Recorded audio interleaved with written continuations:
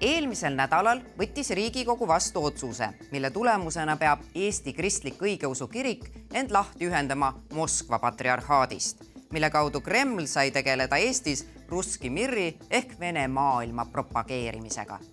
Selle eelnõu vastased on välja toonud, et mingit mõjutustegevust pole ju tuvastatud. Eile avalikustas aga kaitsepolitsei, et Tallinnas tegutseb õigeusklik venekeelne erakool, millel on püütud Venemaalt rahastust leida.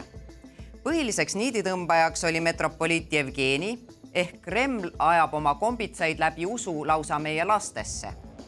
Otsustasime lähemalt uurida, mis kooliga on tegu, millist õpetust seal lastele siis jagatakse ning miks me peame Eestis riigi rahaga üleval venekeelseid ja venemeelseid erakoole.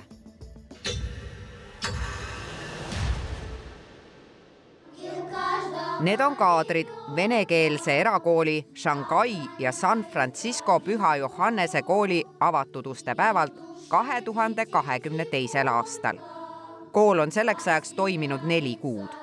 Kohal on kooli esinduskogu juht, metropoliit Jevgeni. Tänaseks on metropoliit Jevgeni kodaniku nimega Valeri Rešetnikov Eestist lahkunud, kuna tema elamisluba julgeolekukaalutlustel ei pikendatud. Ta jätkab Eesti kiriku juhtimist Moskvast. Erakool ise asub siin Tondil ja siin õpib alla 40 õpilase. Kui metropoliit Jevgeni Eestist lahkuma sunniti, kaotas kool oma kodulehelt nii tema foto kui ka õnnistuse. Kaitsepolitsei hinnangul jätkab aga kool tema algatuse elus hoidmist, näiteks Vene Õigeusu Kirikule järelkasvu tagamist. Vene Õigeusu Kirik on aga kaitsepolitsei hinnangul puhtalt Venemaa ideoloogiline tööriist, mille kaudu levitatakse Vene maailma ehk Russki Mirri narratiivi. Siseministeeriumi usuasjade osakonna nõuniku Ringo Ringve hinnangul on seos selle usuühendusega eriti ohtlik laste harimisel. Jah, sellel koolil on konkreetne seos Vene Föderatsiooni ja võiks öelda ka Vene Föderatsiooni hariduspoliitikaga. Erakool on olnud kaitsepolitsei huvisfääris pikka aega. Kaitsepolitsei näeb julgeolekuohtu selles, et Kremli mõjutustegevust viiakse ellu läbi Eestis asuva usuühenduse. See usuühendus on väga tihedalt seotud sellesama erakooliga. Meile teadaolevalt kasutab see erakool õppevahenditena õpikuid, mis on pärit tsaariajast või nõukogude ajast.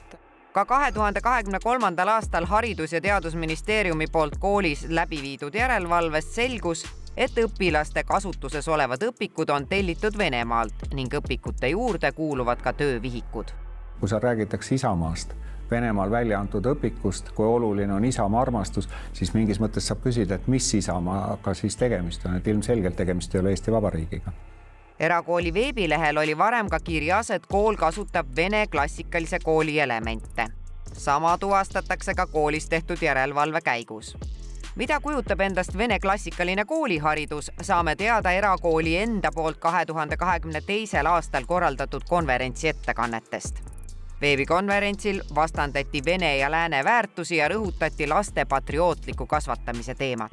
Владимир Петрович Потемкин, первый президент, он как раз и говорил, что мы должны создать такое образование, которое будет достойно народа-победителя.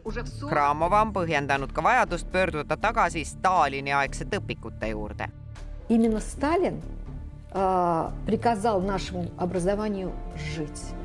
Kui me vaatame neid keskkoolimaterjale, kus räägitakse president V.V. Putini imelistest saavutustest, kuidas võideti Tšetšeeni sõda, kuidas on tähistatud rõõmsalt Ukraina liitmist Venemaaga, siis need on need kohad, kus see probleem sisse tuleb. Püüame kooliga ühendust saada, et uurida, mis põhimõtete järgi seal õpetatakse. Direktor teatab paar päeva hiljem, et koolipidaja otsustas, et intervjuusid ei anta. Aga miks te ei tohi meediaga suhelda või miks see probleem on? Mingit probleemi ei olnud, et lihtsalt oli selline otsus, et me rohkem selles mõttes ei kommenteeri. Kas koolipidaja siis keelas teil kommentaaride jagamise ja miks? Ütleme niimoodi, et mul on selline nagu ettekirjutus või kuidas on nagu kokkuleppe, et ma ei vasta midagi. No, ma ei tea, mis see tähendab, kas sa ei kommenteeri, see tähendabki, et ei kommenteeri. Kuidas on ikkagi võimalik, et Eesti Vabariigis tegutseb erakool, kus õpetatakse Eesti riigile vaenuliku Venemaa õpikute ja töövihikute järgi ning sedasama kooli rahastatakse meie oma riigieelarvest? Uurime haridus- ja teadusministrilt. Meil ei ole juriidilist alust seda kooli sulgeda. Me hoiame sellel koolil pingsalt silma peal, mis seal koolis toimub, mida seal õpetatakse, kuidas seal õpetatakse. Meil on ka teistes koolides olnud olukordi, kus kasutatakse õpikuid, mis ei vasta Eesti riiklikule õppekavale. Aga nüüd siis vastavad need või? Järelevalve hinnangul on see asi tehtud, jah. Ringo Ringvee sõnul ei pruugi aga koolile nädalaid ette teatatud järelevalve käigus tegelik pilt selguda. Kui see kontroll oleks ootamatu, et täna hommikul kell 9 on kohal Haridus- ja Teadusministeerium ja siis kontrollitakse, mida on õpilased õppinud, mis õpikud, mis nii-öelda see päris elu on, võib-olla oleks meil pilt veidikene teistsugune. Eile lahvatas aga varem vaikselt tegutseda saanud kristliku erakooli suhtes uudispomm. Kaitsepolitseiamet avalikustas, et metropoliit Jevgeni on pidanud Venemaaga varjatud läbirääkimisi erakooli rahastamiseks. Elovõtluslepik Kanal 2 täistund. Milliseid skeeme siis kasutati ja kes kasutasid ning kas te näete siin julgeolekuohtu? Me näeme siin julgeolekuohtu küll. See on ka üks selline Venemaa mõjutustegevuse osa, levitada seda ideoloogiat. Et kui see kool 2021 aastal asutati, siis võttis tolla Eestis resideerinud metropoliit Jevgeni selle kohe nii-öelda oma tiiva alla. Ja nüüd, kui siis metropoliit on kolinud tagasi Venemaale, siis on ta jätkanud seal raha kogumist, pöördudes siis nii Venemaa mõjutustegevuse ühe organisatsiooni Rosotrudničestvo poole. Kuna Venemaa föderaalagentuur Rosotrudničestvo on Euroopa Liidus sanktsioonide all, püüti Kapo andmetel oma tegevuse varjamiseks ja sanktsioonialuse raha Eestisse toimetamiseks luua erinevaid skeeme. Teadaolevalt on erakooli juht Ladvik ja metropoliit Jevgeni teinud siis taotluse selle jaoks, et asutada fond, mis hakkab Venemaal korjama rahalisi toetusi erakooli jaoks. Erakooli juht Ladvikusse kuulub lisaks direktorile ka kooli preester Andrei Mere, ilmalikult Andres Mere. Tere, kas ma räägin Andrei Merega? Da, Andrei Mere. Kas me võime rääkida eesti keeles? Я плохо говорю по-эстонски, не легче по-русски. Ka Andrei Mere ei soovi koolist lähemalt rääkida. Ой, нет, это не ко мне. Я не медийный человек, вообще не умею я перед камерой говорить ничего.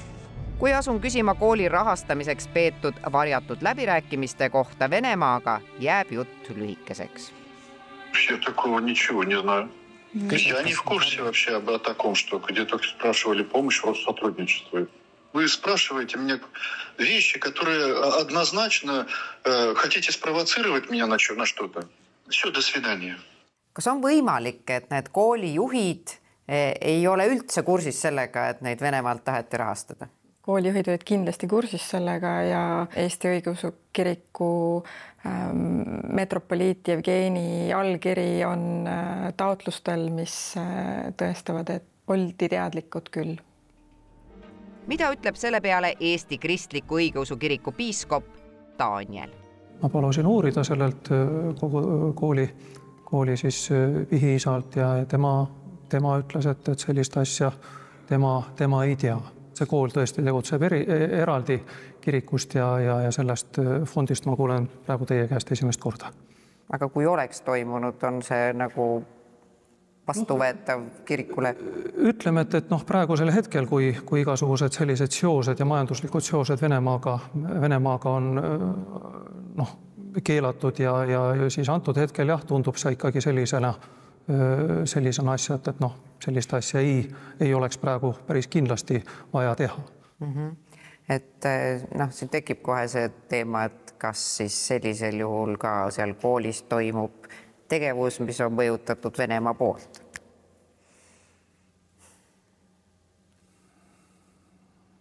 Noh, teatud mõttes ma ütleksin, et see on juba selline Vene tont, mida siin nähakse.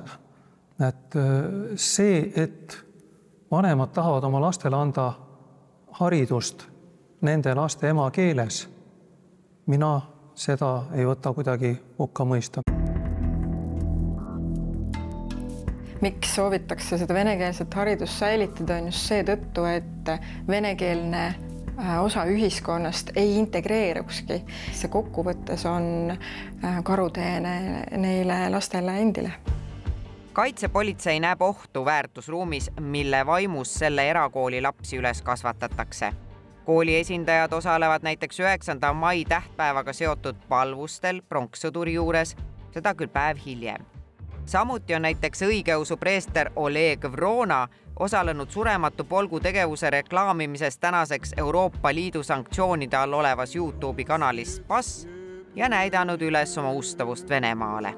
Россия, родина вольная, сильная, неповторимая, милая. Mida me koolis teeme, eks ole, me kasvatame inimesi koos kõige sellega, mida nad peavad õigeks või mida nad peavad valeks. 9. mai, Kaitseväe kalmistu, Surematu polk, paljud muud asjad, mida Venemaa on kasutanud väga otseselt oma agressiivse ajaloo käsitluse ja ka agressiivse välispoliitika nii-öelda instrumentidena. Jah, tähendab, see on see viis, kuidas kasvatada selles inforuumis üles teatud lapsi. Isiklikult ma küll ei näe põhjust, miks Eestis peaks tegutsema või peaks tegutseda laskma sellisel mittetulundusühingul, mille ideoloogiline lähtekoht on meile vaenulik. No jällegi, et meil ei ole tegelikult tõendeid selle kohta, et see kool on saanud raha. Et kui see tõend oleks, siis seal oleks piisavalt alust tegelikult see kooli tegevus lõpetada. Ja kui see nii kaua, kui see kool tegelikult ei riku ühtegi seadust, siis me ei saa õigusriigi põhimõtetest loobuda ja käituda nagu Venemaa. Meie ei lähe tugevama jõuga kedagi alla suruma, kinni panema. Kas see raha siis ka erakoolini sealt Venemaalt lõpuks jõudis ja kas Kaitsepolitsei hinnangul on piisavalt näiteks tõendeid või alust selle kooli tegevuse lõpetamiseks? Me hetkel ei saa öelda, et on alus kooli lõpetamiseks, aga kokkuvõttes mingisugust raha on see kool saanud läbi Moskva patriarhaadi, aga loomulikult ta ei ole siis täisfinantseerimisel, et kool ka oma õppemaksudest rahastab ennast mingis osas. Ministri sõnul ei ole ministeeriumil hetkel isegi õigust lõpetada kooli riigipoolne toetamine. Täna meil on nagu veider olukord kujunenud, et riigikoolides ja munitsipaalkoolides muus keeles õpetada ei tohi, erakoolides tohib, aga erakoole riik ka rahastab, ehk siis riik tegelikult täna rahastab venekeelset haridust. Põhimõtteliselt Venemaa võib siis avada praegu siin neid erakoole nagu seeni pärast vihma, et ideaalne mõjutusviis ju väikestest lastest peale. See on see vabaduse hind. Ringo Ringve sõnul peaks erakooli seadust muutes mõtlema laiemalt ka sellele, et lisaks õigeusu koolidele luuakse tõenäoliselt Eestis tulevikus ka näiteks moslemikoole, kuna üha rohkem tuleb meile võõrtööjõudu islami äärmusluse mõttes riskiriikidest. Kui meil on võimalik Venemaal välja antud õpikutega Eestis õpiväljundid saavutada, no ma iseenesest ei näe põhjust, miks me Pakistani õpikute pealt ei võiks neid õpiväljundeid saavutada. Et sellised küsimused, et me peaksime vaatama seda kõike nagu natukene laiemalt. Haridus- ja teadusminister Kristina Kallas näeb lahendus selles, et juba järgmisel aastal plaanitakse vastu võtta erakooli seaduse muudatus, mis jätab riigipoolsest rahastusest ilma kõik võõrkeelsed erakoolid, välja arvatud mõned erandid. See on see viis, kuidas tegelikult piirata nende muumeelsete erakoolide toimimist Eestis.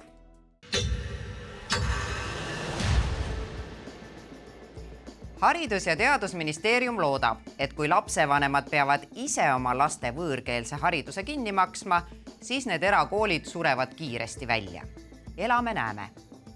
Ja palun seda venekeelset Shanghai ja San Francisco Püha Johannese kooli mitte segamini ajada Nõmmel asuva Püha Johannese kooliga, kel pole toimuvaga mingit pistmist.